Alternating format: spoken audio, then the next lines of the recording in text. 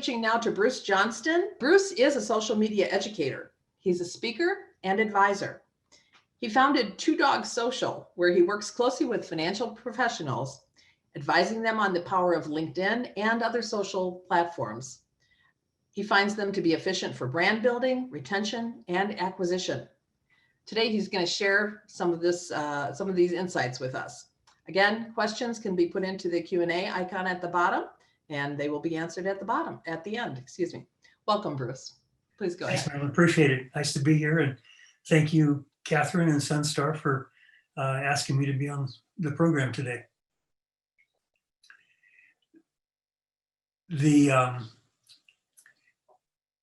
With respect to social media, give you a little bit of background on my firm, Two Dogs Social. We've been active within the financial advisor space for the last 12 years, serving as an educator on how to leverage LinkedIn, Facebook, Twitter, and the various platforms. We've probably worked with 20,000 or so advisors during that time. My background prior to that was in the business. I headed up a distribution side of the company, and was out selling mutual funds through the various broker dealers. So I understand what asset managers are going through, and I also understand how difficult it is to get the attention of the advisors. So right now, what the situation is that advisors are beginning to adapt to social media. So if I could parlay off of what Hebrew had to say with respect to websites, think of a website as the hub of your distribution strategy, your messaging strategy, and what becomes the spokes are the LinkedIn platforms, the Facebook platforms, the Twitter platform, and there are a few firms out there that are getting into Instagram. Not many, but predominantly it's LinkedIn, where 85% of advisors out there are saying that they use that particular platform in order to message their clients. So if I'm an asset manager, what I'm thinking about is what's the most effective platform for me to get to and get in front of financial advisors out there that are going to be responsible for possibly selling my funds. So, obviously LinkedIn is going to be one of those. I think it's interesting to parlay again off of Hebrew's comments. Last Friday, there was a piece put together in Fundfire, and they talked about assets raised by small asset managers out there. And according to Morningstar data, assets raised were up 34% for small funds. If you look at the top 5 funds that they highlight, each one of those funds, or fund families, if you will, they leveraged off of what she was talking about. Their website, they had current content, they had fresh content, they had fact sheets, they had videos, they related to positioning that they had on CNBC, Wall Street Journal, etc. And so what I would suggest is that now take that and move it over to LinkedIn. And what I see with not only small asset management firms, but larger firms, they have a tendency to post content. And once they post the content, they wait for weeks before they come back. You have to be repetitive. You have to be consistent in your messaging. And if you do, then you're going to begin to capture mind share from your intended audience out there, which is the advisors. You can suggest to them that they can repurpose your content. And there is a way to do that. And so an idea would be for an asset manager, do you have somebody on your staff that understands the platforms out there that these advisors can leverage? Do you understand Socialware, Hearsay Social, Arado, FA Social? The various firms are using those tools, and they allow their advisors to capture content from the outside world, we'll say, and bring that in, send it through compliance automatically, and have it posted. So that's one of the strategies that I would implement, because the advisors are looking for content. They're not content to post the content that their firms put out because it's cookie cutter. And if you're in a firm like a Merrill Lynch, Wells Fargo, Morgan Stanley, where you have thousands of advisors, then guess what? There's going to be some repetition out there in the marketplace. So, a couple of ideas there from that standpoint. The other thing that I've thought about is that if you want to determine how active you should be or how active your competition is, think about LinkedIn as a research tool. If you put in asset management, you're going to have 4,260,000 results. If you put in asset manager, you're going to have 2,830,000 results. If you put in asset management firm, you'll have 515,000 results on LinkedIn. So there is competition out there. Now, they're in varying degrees, but if you dig a little deeper, you'll find that only a handful of those folks are really actively on a regular basis posting content and promoting their particular products. And some of the examples that you saw from Hebrew were excellent examples of how you can go about doing that.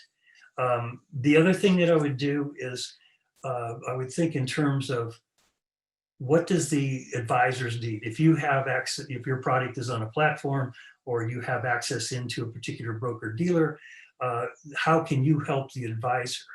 And it's interesting because Putnam has done a very nice job over the last 10 years of surveying advisors and ascertaining how well they're doing in terms of leveraging social media. And up until this last survey, it was pretty weak. But right now, you have 55% of advisors out there saying that they've leveraged social media. And by leveraging social media, they have been able to garner assets for clients. And the number one platform that they've garnered those assets via is LinkedIn. So that's where you want to be in terms of their. So how do you access that? Well, the access point may be through your wholesalers. It may be through your marketing people that put together Zoom conferences like this, put together a presentation and teach the advisors. Why do I suggest that when you think that this is such a crowded marketplace where everybody's talking about social media and leveraging it? Having traveled, pre-COVID, as you will, 154 segments 2 years ago, traveling the country, calling on advisors, working with them one-on-one, what I've determined is that 85% of advisors out there may be on the platforms. However, about 10% of the advisors are really leveraging. Take a firm, plug the name of the firm in on LinkedIn, put in financial advisor or private wealth manager or wealth manager, and take a look at their profiles. And you'll find that they're incomplete, they're inconsistent, there's no posting whatsoever of content. There's no biographical description of what they do, what they can provide for the client. So there is an opportunity for a small asset manager to make inroads into some of these broker dealers, be it large, small, whatever. It doesn't matter. They all need the guidance. So it's well worth your time, in my estimation, to do that. And right now we have worked with several fund families doing just that. And so I can see that there's a lot of more of opportunity out there for people to take advantage of that. So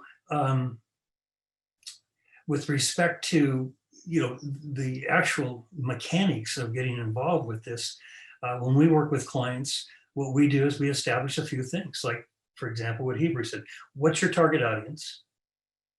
What's your niche? What's your messaging concept? And I don't think a lot of firms have sat down and thought about that with respect to their social media. So if you do that, now you've got yourself some focus on your approach to the marketplace. Now you want to be consistent. What do I mean by consistent? Well, LinkedIn will tell you if you post 3 times, preferably 5 times per week, 20 times per month, you will touch 60% of your connections. And this is interesting because it works in terms of consistency of messaging. I was on the phone prior to this call with a client this morning, and it was a manager of a broker dealer, and the manager was having lunch with a prospect, and the prospect said, "I really liked your article on LinkedIn." And the person was stunned because we do that for them. Okay, he didn't really realize what the name of the article was or anything like that. But that's one of those things that, people, and we're all metric driven here on this call, what's the AUM, what's the net new assets that we brought in, et cetera, et cetera. Sometimes it's a little bit more less tangible than that, where you're building your brand via LinkedIn and your posting and your consistency of posting versus it being tangible. That's not to say that we don't have cases out here where people are using LinkedIn and those folks have raised assets. We worked with one person, and this is kind of another strategy that you can utilize. The world's your oyster, especially now during COVID, because now your reach could be national in nature from Philadelphia, from Washington, D.C. To the world. So you can really reach a broad audience, or you can carve it down into a geographical area if you would like. But the one thing that COVID has done is that they've opened up the entire world to you. So we have clients that have reached out and have landed $20 million retirement plans. We have other clients that have said, specifically, I'm going to zero in on a 100-mile radius of New York City. I'm going to deal with only executives of X level, and then tenure of X. And that's, we have one client that's opened up 10 accounts over the 5 months, $400,000 each, which then they take and they parlay that into additional lending, et cetera, and it becomes a substantial account for them. So these are some of the things that you can use to ingratiate yourself to the broker dealers out there in order to get them to consider your particular product. In terms of Twitter and Facebook, I'm a fan of Twitter, but I use it as a research tool, where in terms of the research tool, I'll go out and use a hashtag and I'll draw down content that I want to use. And so that's important. Facebook is the #2 platform that advisors want or use. So if you're not on Facebook with your particular product, then you're not getting in front of that core audience of yours.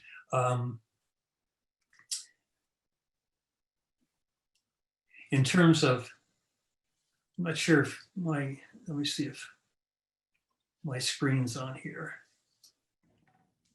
Yeah, I can share my screen here. Just want to real quickly show you what I'm talking about here.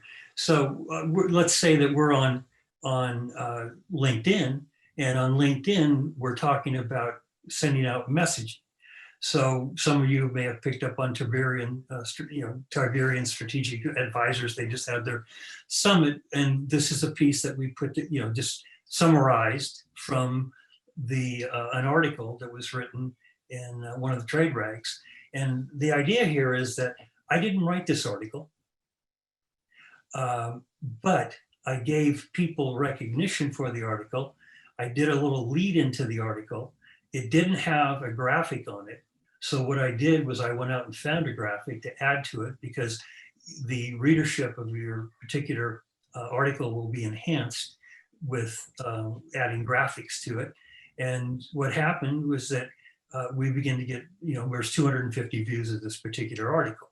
So the comment was made earlier that sometimes it's not trade information or information about your fund that's going to resonate out there. It may be something else. We have a client that is in the oil and gas business. Sustainable energy is where they're transferring over to now. We post a lot of content about sustainable energy, renewables. It gets nice readership, 400, 500. People read it. We put an article out there for them that was an interview of him and his family from the Young Presidents Organization. It has 14,000 views now in 2 weeks. So people will read other content. So if you've got special interests for the firm that was mentioned about charities, charitable work within the community, that type of thing, post it out there. And so you can see where, we were promoting this particular webinar, through LinkedIn. And so, we had some great success. And you'll see in here where, why are these hashtags being used? ESG investing, sustainability, boomers. Use these hashtags to enhance the readership of your particular content. And so if I go up here and I type in, human resources, and I add that to my article, what happens? That's pretty dramatic. What happens is that I have now expanded my audience by 33,452,000 people. That's the number of people that follow the hashtag human resources. So if I push an article out with that hashtag, I could sit here in this queue for quite some time. For example, you'd think with 33 million people that this would flow past. Well, not that many people have posted. This was 2 weeks ago. This was 2 weeks ago. This was 2 weeks ago. So you can see where you can post something, and using these hashtags will enhance your viewership of the article that you post.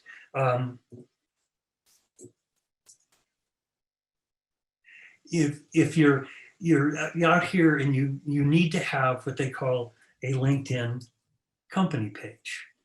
So for example, SunStar Strategic has a LinkedIn company page. So what does that do for you? Well, what it does is it enhances your ability to send your message out. So you post it on your LinkedIn profile, you post it on your LinkedIn company page. And when you're on your LinkedIn company page, if I was in here and I was managing this page for Catherine, over here on the right-hand side, actually right here in the middle, if I post something, I can click notify all my employees. If I notify all my employees, now they have the ability to repurpose this message, sending it out to their LinkedIn connections.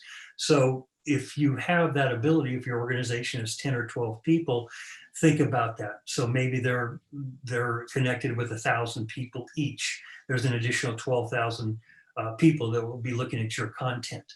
Also over here in this right-hand side, you'll have the ability to invite people to follow your company page. That's a new feature of LinkedIn. So you can invite up to 100 per month.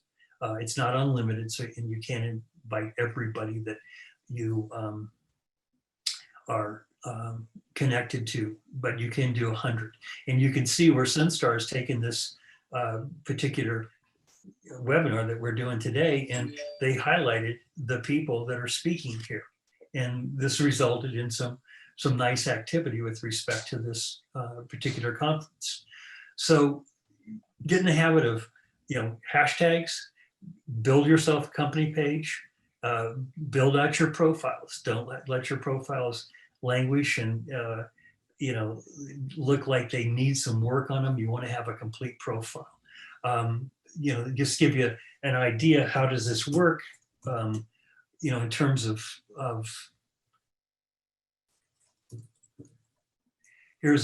this is a firm that contacted us and asked that we take every one of their executives. There were 16 of their executives, and we build out their LinkedIn profiles for them. And what we do is, when we build out the profile, we make everything consistent.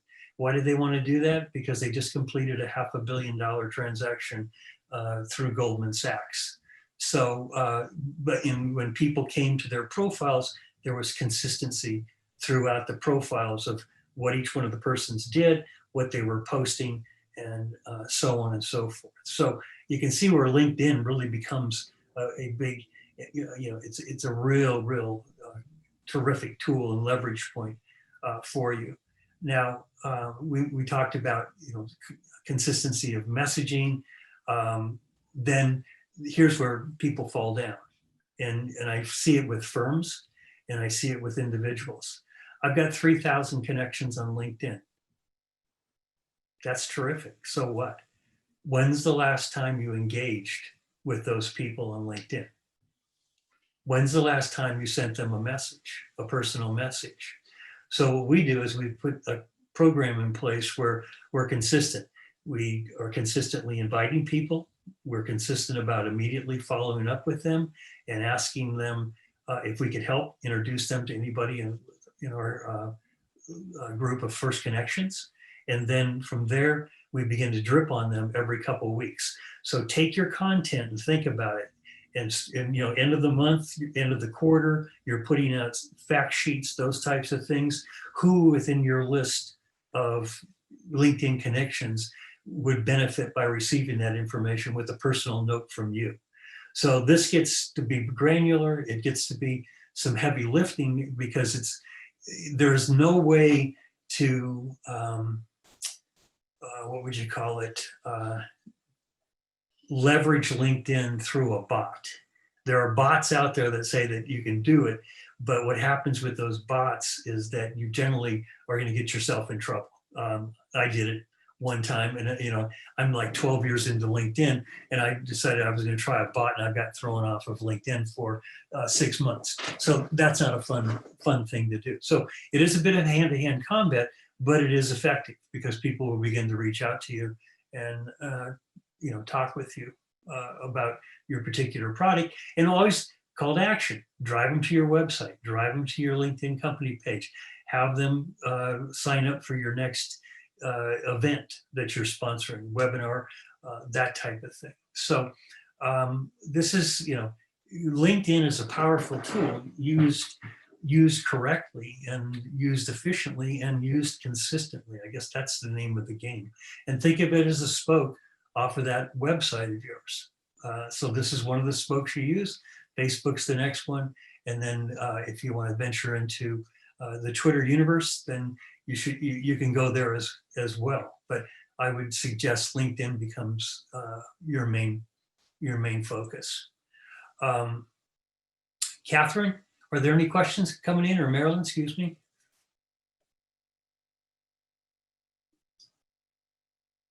There are, Bruce, they're at the bottom there. Do you see the Q&A button? I'll ask them for you. Would you please? Sure. One question is, which social media platforms are the most effective for small asset managers trying to reach their target audience, which I assume would be financial advisors? And my suggestion would be LinkedIn.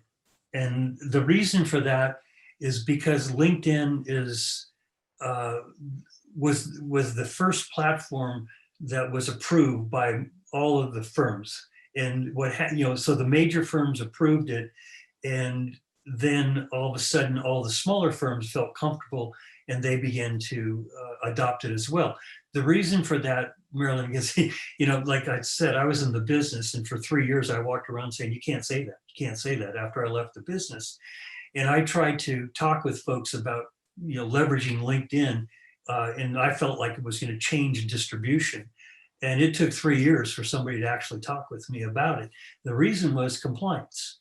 There was no way to capture, your messaging. And then platforms like Socialware were introduced, Errata was introduced, and now there's Hearsay Social, FA, Global Relay. All of those platforms are out there. So this is the place you want to be, is LinkedIn. And you can go here and you can go, all right, LinkedIn has 2,770,000 financial advisors that are actually on LinkedIn with a LinkedIn profile. Whether they know it or not, it goes back to what I said earlier, where not a lot of them are active, but those that are, they're out there prospecting on a regular basis.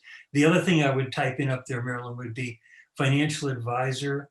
I would also type in wealth manager and private wealth manager, and then begin to carve that that audience down, and carve it down geographically, by state, whatever. You've got a lot of it of latitude with LinkedIn, and that might lead to another question, is that folks often ask, Bruce, what do we do with LinkedIn?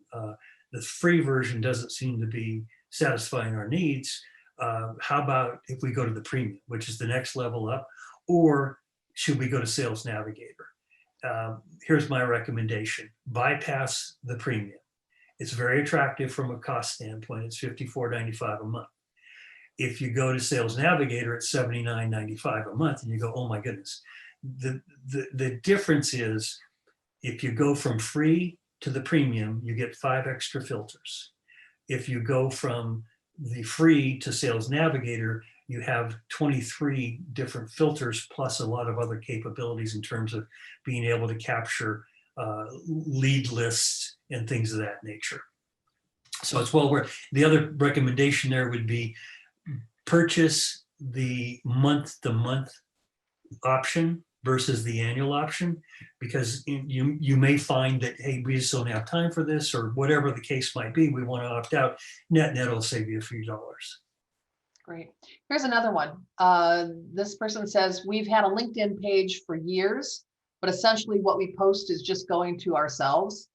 How can we quickly build connections? Should we purchase them?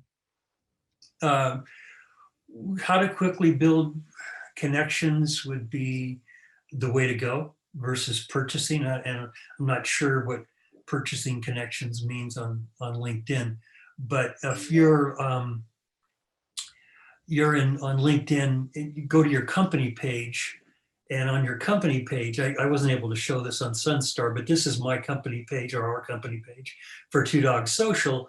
And over here, this is where I was talking about. It gives me the ability to invite up to 100 people per month to join me.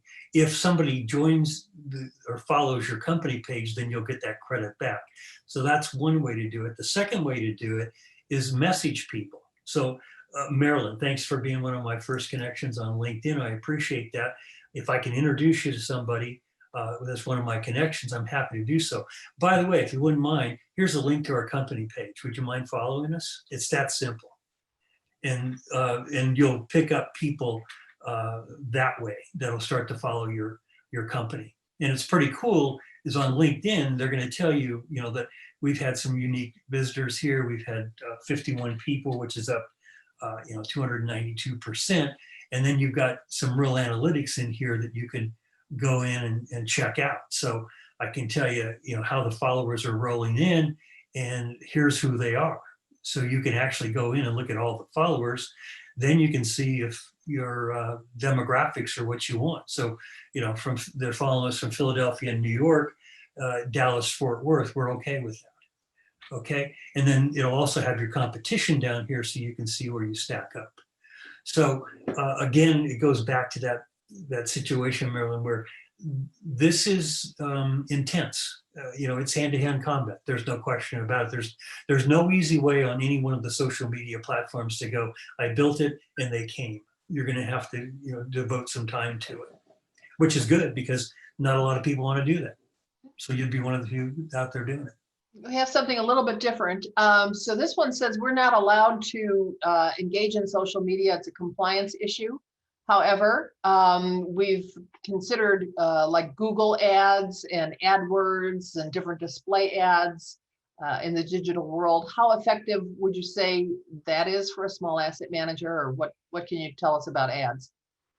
Well, my druthers would be bypass the ads as a small asset manager. And the reason is because they're very expensive. Think about your keywords and write down your keywords and go into Google and find out what those keywords might cost you. And I know that Jordan, who's my partner, she did a little research and she's found that the average Google AdWords campaign right now, 2020, you should commit $10,000 to $12,000 per month to get any kind of action off of that. And then we looked at some mutual fund companies, and we found that some of the larger mutual fund companies, think of, Putnam, American Funds, et cetera, they're spending $100,000 to $150,000 per month and more. Well, so it's a very expensive way to go. Wow. And if you got that kind of money, hire us, hire SunStar. They'll do it for you. On that note, Bruce, thank you very much for sharing absolutely. Your insights and knowledge.